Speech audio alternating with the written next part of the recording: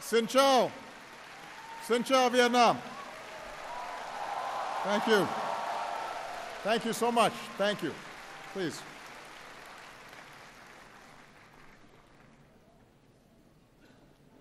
To the government and the people of Vietnam, thank you for this very warm welcome and the hospitality that you've shown me on this visit.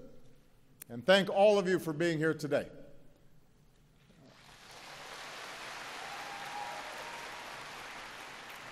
We have Vietnamese from across this great country, including so many young people who represent the dynamism and the talent and the hope of Vietnam. On this visit, my heart has been touched by the kindness for which the Vietnamese people are known. And the many people who've been lining the streets, smiling and waving, I feel the friendship between our peoples. Last night, I visited the old quarter here in Hanoi and enjoyed some outstanding Vietnamese food, tried some bún chả.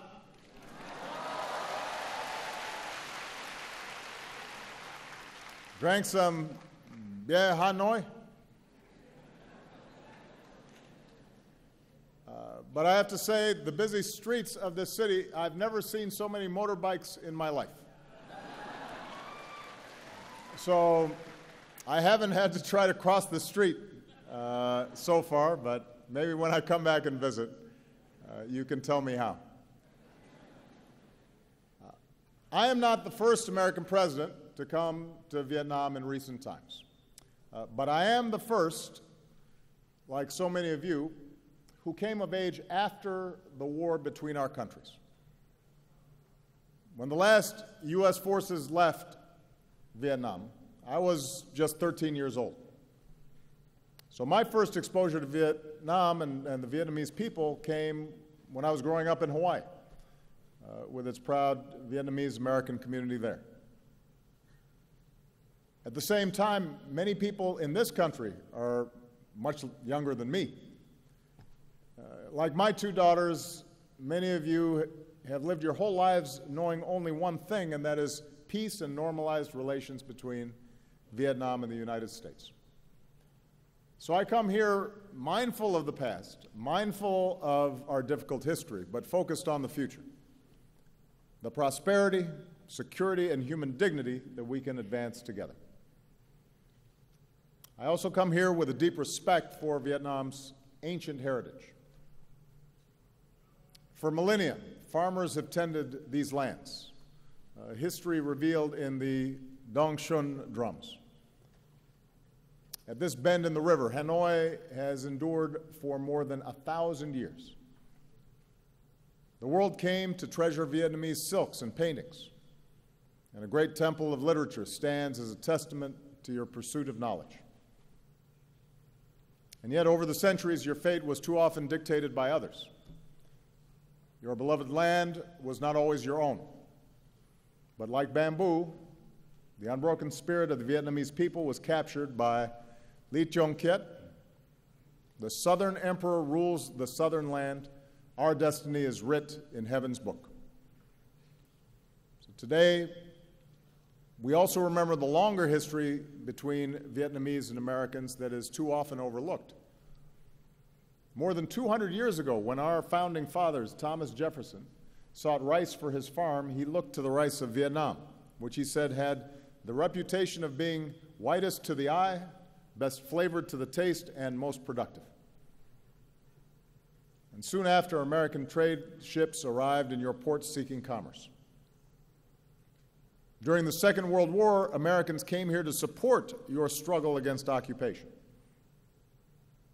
When American pilots were shot down, the Vietnamese people helped rescue them. And on the day that Vietnam declared its independence, crowds took to the streets of this city, and Ho Chi Minh evoked the American Declaration of Independence. He said, all people are created equal. The Creator has endowed them with inviolable rights. Among these rights are the right to life, the right to liberty, and the right to pursuit of happiness. In another time, the profession of these shared ideals and our common story of throwing off colonialism might have brought us closer together sooner. but instead Cold War rivalries and fears of communism pulled us into conflict. Like other conflicts throughout human history, we learned once more a bitter truth, that war, no matter what our intentions may be, brings suffering and tragedy. At your war memorial, not far from here, and with family altars across this country, you remember some 3 million Vietnamese soldiers and civilians on both sides who lost their lives. At our memorial wall in Washington, we can touch the names of 58,315 Americans who gave their lives in the conflict. In both our countries, our veterans and families of the fallen still ache for the friends and loved ones that they lost. Just as we learned in America that even if we disagree about a war, we must always honor those who serve and welcome them home with the respect they deserve, we can join together today, Vietnamese and Americans, and acknowledge the pain and the sacrifices on both sides. More recently, over the past 2 decades, Vietnam has achieved enormous progress, and today the world can see the strides that you have made. With economic reforms and trade agreements, including with the United States, you have entered the global economy, selling your goods around the world. More foreign investment is coming in, and with one of the fastest growing economies in Asia, Vietnam has moved up to become a middle-income nation. We see Vietnam's progress in the skyscrapers and high-rises of Hanoi and Ho Chi Minh City, new shopping malls and urban centers. We see it in the satellites Vietnam puts into space and a new generation that is online, launching startups and running new ventures. We see it in the tens of millions of Vietnamese connected on Facebook and Instagram. And you're not just posting selfies, although I hear you do that a lot. And so far, there have been a number of people who have already asked me for selfies. You're also raising your voices for causes that you care about, like saving the old trees of Hanoi. So all this dynamism has delivered real progress in people's lives. Here in Vietnam, you've dramatically reduced extreme poverty, you've boosted family incomes, and lifted millions into a fast-growing middle class. Hunger, disease, child and maternal mortality are all down. The number of people with clean drinking water and electricity, the number of boys and girls in school, and your literacy rate, these are all up. So this is extraordinary progress. This is what you have been able to achieve in a very short time. And as Vietnam has transformed, so has the relationship between our two nations. We learned a lesson taught by the Venerable Thich Nhat Hanh, who said, "In true dialogue, both sides are willing to change." In this way, the very war that had divided us became a source for healing. It allowed us to account for the missing and finally bring them home. It allowed us to help remove landmines and unexploded bombs, because no child should ever lose a leg just playing outside. Even as we continue to assist Vietnamese with disabilities, including children, we are also continuing to help remove Agent Orange, dioxins, so that Vietnam can reclaim more of your land. We're proud of our work together in Da Nang, and we look forward to supporting your efforts in Bien Hoa. Let's also not forget that the reconciliation between our countries was led by our veterans who once faced each other in battle. Think of Senator John McCain, who was held for years here as a prisoner of war, meeting General Zat, who said our countries should not be enemies but friends. Think of all the veterans, Vietnamese and American, who've helped us heal and build new ties. Few have done more in this regard over the years than a former Navy lieutenant and now Secretary of State for the United States, John Kerry, who is here today, and on behalf of all of us, John, we thank you for your extraordinary efforts.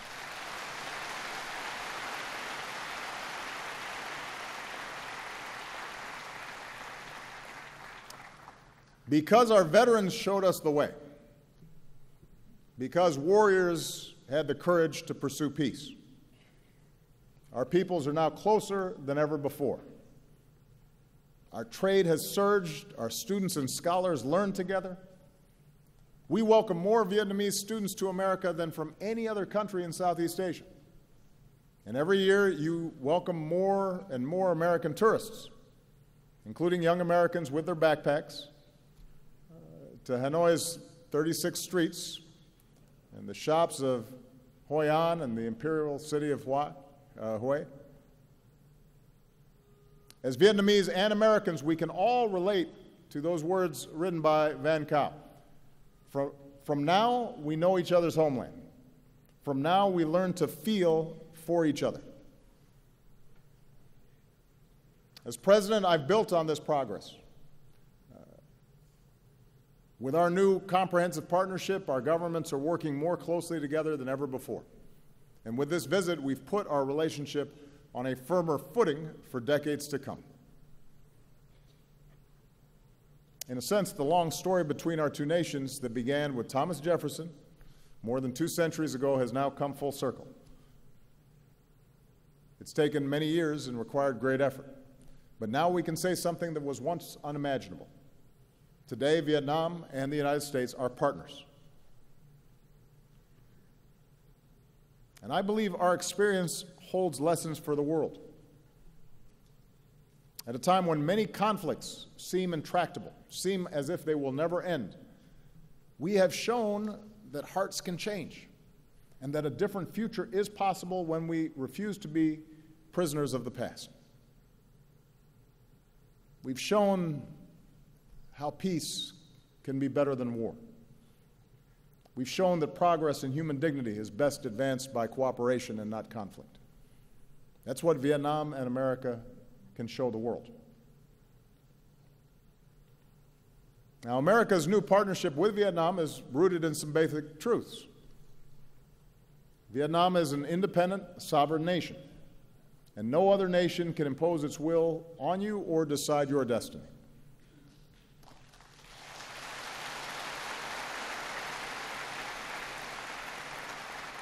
Now, the United States has an interest here. We have an interest in Vietnam's success. But our comprehensive partnership is still in its early stages. And with the time I have left, I want to share with you the vision that I believe can guide us in the decades ahead. First, let's work together to create real opportunity and prosperity for all of our people. We know the ingredients for economic success in the 21st century. In our global economy, investment and trade flows to wherever there is rule of law, because no one wants to pay a bribe to start a business. Nobody wants to sell their goods or go to school if they don't know how they're going to be treated. In knowledge-based economies, jobs go to where people have the freedom to think for themselves and exchange ideas and to innovate. And real economic partnerships are not just about one country extracting resources from another. They're about investing in our greatest resource, which is our people and their skills and their talents, whether you live in a big city or a rural village. And that's the kind of partnership that America offers. As I announced yesterday, the Peace Corps will come to Vietnam for the first time with a focus on teaching English.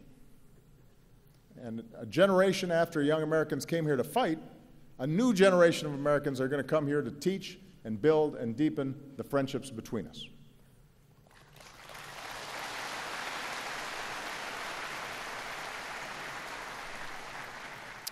Some of America's leading technology companies and academic institutions are joining Vietnamese universities to strengthen training in science, technology, engineering, mathematics, and medicine.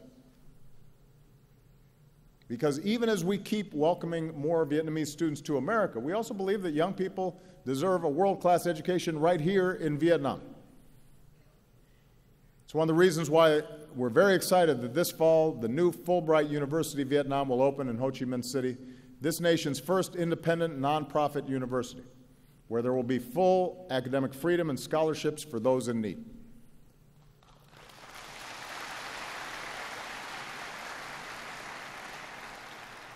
Students, scholars, researchers will focus on public policy and management and business, on engineering and computer science, and liberal arts. Everything from the poetry of Nguyen Zu to the philosophy of Phan Chu Trinh to the mathematics of No Bao Cho. And we're going to keep partnering with young people and entrepreneurs because we believe that if you can just access the skills and technology and capital you need, then nothing can stand in your way, and that includes, by the way, the talented women of Vietnam. We think gender equality is an important principle.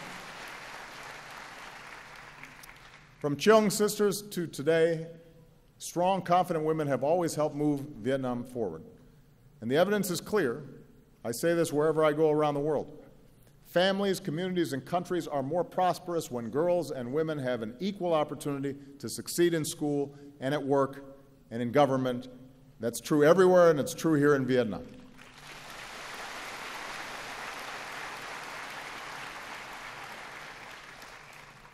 We'll keep working to unleash the full potential of your economy with the Trans-Pacific Partnership. Now, here in Vietnam, TPP will let you sell more of your products to the world, and it will attract new investment. TPP will require reforms to protect workers and rule of law and intellectual property. And the United States is ready to assist Vietnam as it works to fully implement its commitments. I want you to know that as President of the United States, I strongly support TPP because you'll also be able to buy more of our goods, made in America. Moreover, I support TPP because of its important strategic benefits. Vietnam will be less dependent on any one trading partner and enjoy broader ties with more partners, including the United States.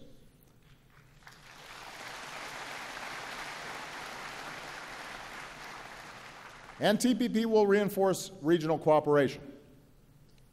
It will help address economic inequality and will advance human rights with higher wages and safer working conditions.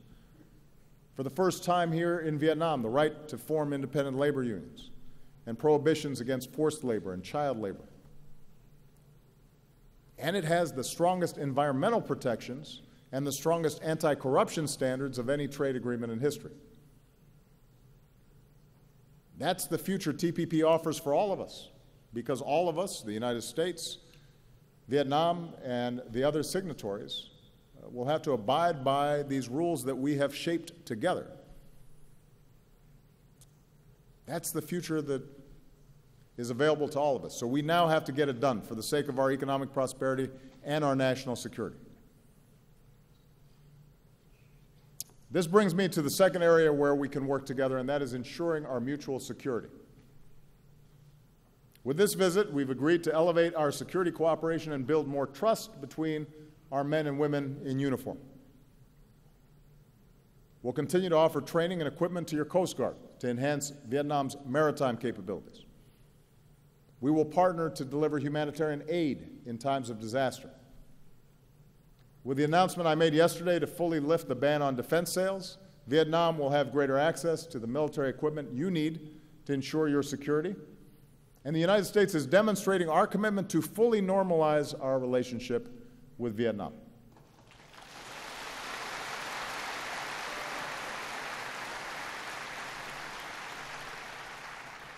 More broadly, the 20th century has taught all of us, including the United States and Vietnam, that the international order upon which our mutual security depends is rooted in certain rules and norms.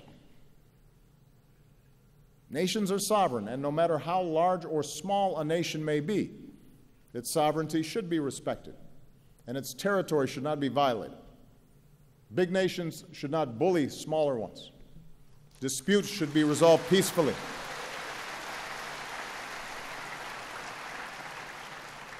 And regional institutions like ASEAN and the East Asia Summit should continue to be strengthened.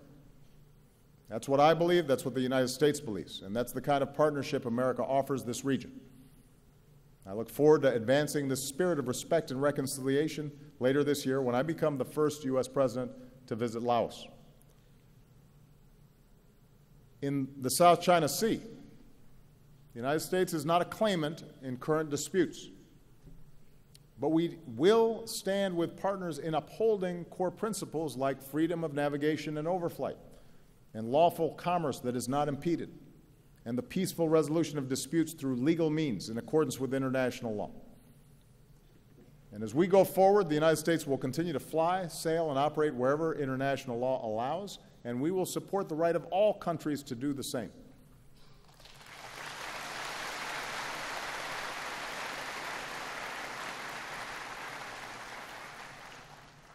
Now, even as we cooperate more closely in the areas I've described, our partnership includes a third element: addressing areas where our governments disagree, including on human rights. I say this not to single out Vietnam. No nation is perfect. 2 centuries on, the United States is still striving to live up to our founding ideals. We still deal with our shortcomings: too much money in politics and rising economic inequality, racial bias in our criminal justice system, women still not being paid as much as men doing the same job. We still have problems, and we're not immune from criticism. I promise you, I hear it every day. But that's scrutiny, that open debate, confronting our imperfections and allowing everybody to have their say, has helped us grow stronger and more prosperous and more just. So I've said this before: the United States does not seek to impose our form of government on Vietnam. The rights I speak of, I believe, are not American values. I think they are universal values, written into the Universal Declaration of Human Rights. They're written into the Vietnamese Constitution, which states that citizens have the right to freedom of speech and freedom of the press, and have the right of access to information, the right to assembly, the right to association, and the right to demonstrate. That's in the Vietnamese Constitution.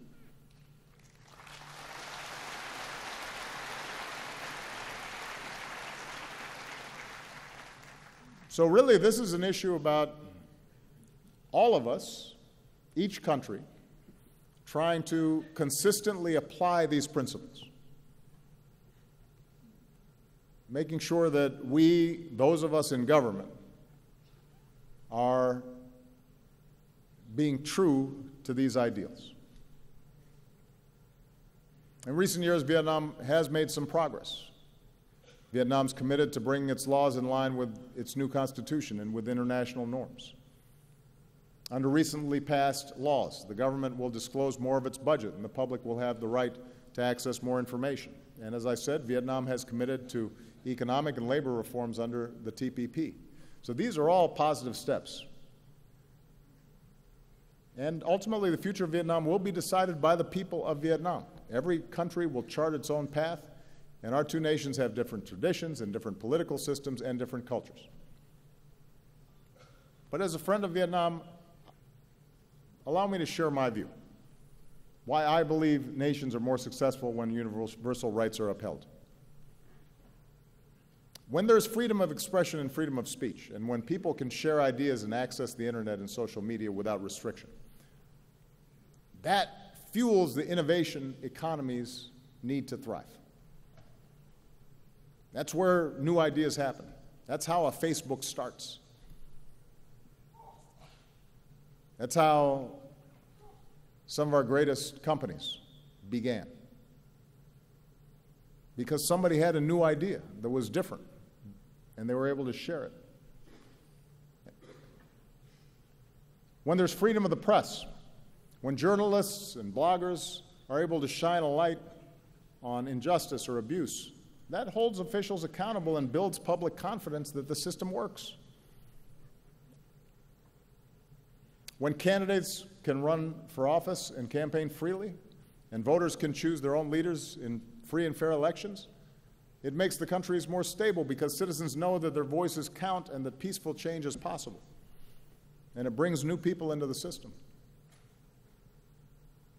When there's freedom of religion, it not only allows people to fully express the love and compassion that are at the heart of all great religions, but it allows faith groups to serve their own communities through schools and hospitals and care for the poor and the vulnerable. And when there's freedom of assembly and citizens are free to organize in civil society, then countries can better address challenges that government sometimes cannot solve by itself. So it is my view that upholding these rights is not a threat to stability, but actually reinforces stability and is the foundation of progress. After all, it was a yearning for these very rights that inspired people around the world, including Vietnam, to throw off colonialism. And I believe that upholding these rights is the fullest expression of the independence that so many cherish, including here, in a nation that proclaims itself to be of the people, by the people, and for the people. Vietnam will do it differently than the United States does. And each of us will do it differently from many other countries around the world. But there are these basic principles that I think we all have to try to work on and improve. And I say this as somebody who's about to leave office. So I have the benefit of almost 8 years now of reflecting on how our system has worked and interacting with countries around the world who are constantly trying to improve their systems as well. Now, finally, our partnership, I think, can meet global challenges that no nation can solve by itself. If we're going to ensure the health of our people and the beauty of our planet, then development has to be sustainable. Natural wonders like Ha Long Bay and Sun Dong Cave have to be preserved for our children and our grandchildren. Rising seas threaten the coasts and waterways on which so many Vietnamese depend. And so, as partners in the fight against climate change, we need to fulfill the commitments we made in Paris, and we need to help farmers and villages and people who depend on fishing to adapt and to bring more clean energy to places like the Mekong Delta. This is a rice bowl of the world that we need to feed future generations. And we can save lives beyond our borders. By helping other countries strengthen, for example, their health systems, we can prevent outbreaks of disease from becoming epidemics that threaten all of us.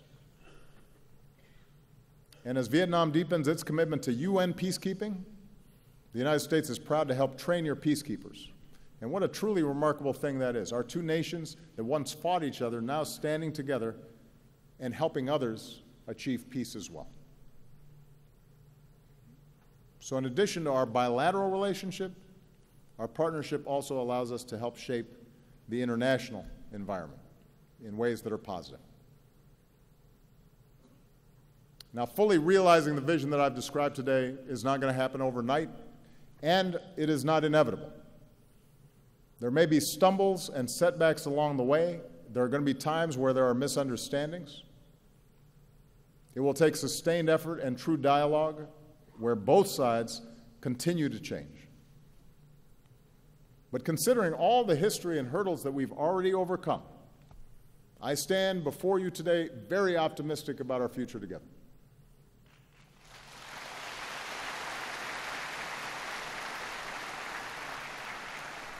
And my confidence is rooted, as always, in the friendship and shared aspirations of our peoples.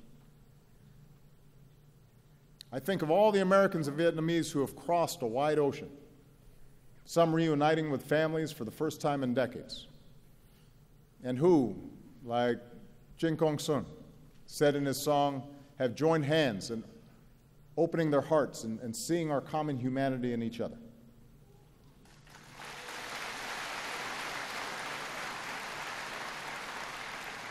I think of all the Vietnamese Americans who've succeeded in every walk of life: doctors, journalists, judges, public servants.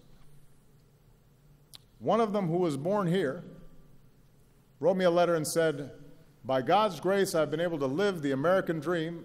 I'm very proud to be an American, but also very proud to be Vietnamese." And today he's here. Today he's here, back in the country of his birth, because he said his personal passion is improving the life of every Vietnamese person. I think of a new generation of Vietnamese, so many of you, so many of the young people who are here, who are ready to make your mark on the world. And I want to say to all the young people listening, your talent, your drive, your dreams, in those things Vietnam has everything it needs to thrive. And your destiny is in your hands. This is your moment, and as you pursue the future that you want, I want you to know that the United States of America will be right there with you as your partner and as your friend.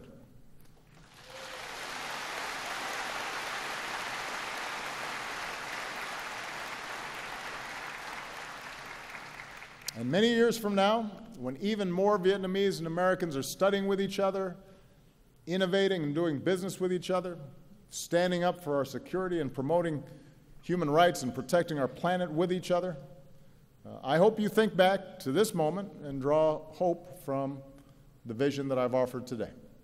Or, if I can say it another way, in words that you know well from the tale of TİCH, please take from me this token of trust so we can embark upon our 100-year journey together. Cảm ơn các bạn. Thank you very much. Thank you, Vietnam. Thank you.